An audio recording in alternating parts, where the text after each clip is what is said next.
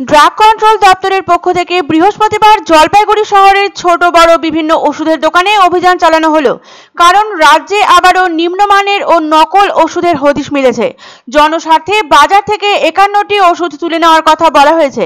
পাশাপাশি 300টি ওষুধের ওপর যে কিউআর কোড চালু করা হয়েছে ওষুধের মলিকিউল জানার জন্য, সেই বিষয়ে এদিন অভিযানে নামে জলপাইগুড়ি ড্রাগ কন্ট্রোল দপ্তরের কর্মীরা। বৃহস্পতিবার জলপাইগুড়ি শহরের বিভিন্ন ওষুধের দোকানে অভিযান চালান তারা। পাশাপাশি জেলা জুড়ে এই ধরনের অভিযান চালানো হবে বলেও জানা গিয়েছে।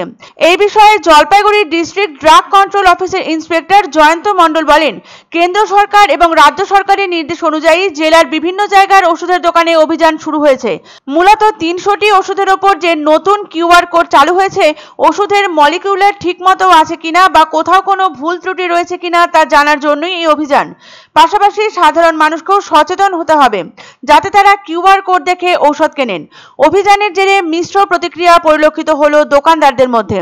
এক ওষুধের দোকানের মালিক প্রকাশ সিংহি বলেন, তারা চান মানুষ ভালো ওষুধ পাক, তবে যদি নতুন ব্যবস্থায় কোনো ভুল থেকে থাকে সেটা সংশোধনের সুযোগ পাওয়া উচিত। প্রতিযোগিতায় টিকে থাকতে গিয়ে ওষুধের উপরে ছাড় দিচ্ছেন বহু ব্যবসায়ী, আর সেই সুযোগকে কাজে লাগিয়ে দেশ তথা রাজ্যে নকল ওষুধের রমরমা ক্রমশই বাড়ছে। কিন্তু নকল ওষুধ চেনার উপায় ঠিকমতো জানা নেই সাধারণ মানুষ তো বটেই, এমনকি ওষুধ ব্যবসায়ীদেরও। ইতিপূর্বে এই কথা স্বীকার করেছে Bengal chemist and druggist association. গুণগত মানের পরীক্ষায় অনুত্তীর্ণ ওষুধ বন্ধ করতে নির্দেশিকা জারি করা হয়েছিল।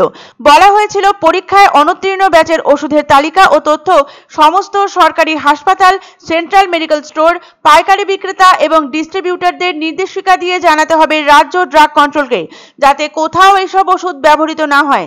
Central drug standard control organization সূত্রের খবর, গত 4 মাসে প্রায় 300রও বেশি ওষুধ গুণমানের পরীক্ষায় অসফল হয়েছে, যার মধ্যে রয়েছে পশ্চিমবঙ্গের একাধিক সংস্থার তৈরি ওষুধও। বিষয়টি নিয়ে উদ্বেগ প্রকাশ করেছে রাজ্য স্বাস্থ্য দপ্তরও। নকল ওষুধ কেনাবেচা হচ্ছে কিনা তাতে নজরদারি চালাতে ওষুধের দোকানগুলোতে আচমকা পরিদর্শন করতে নির্দেশ দেওয়া হয়েছে রাজ্য ড্রাগ কন্ট্রোলকে।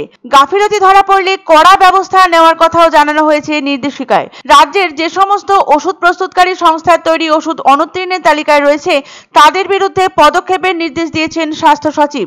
আগামী দিনেও জারি থাকবে জেলা তথা রাজ্য জুড়ে এই ধরনের অভিযান। স্বাস্থ্য সচেতনতা গড়ার এই উদ্যোগে সাধারণ মানুষও যেন অংশ নেন, সেটাই এখন লক্ষ্য প্রশাসনের। এই যে 300টি ড্রাগের কথা বলা হলো, তাদের প্রত্যেকটা স্টিপের মধ্যে কিউআর কোড থাকবে।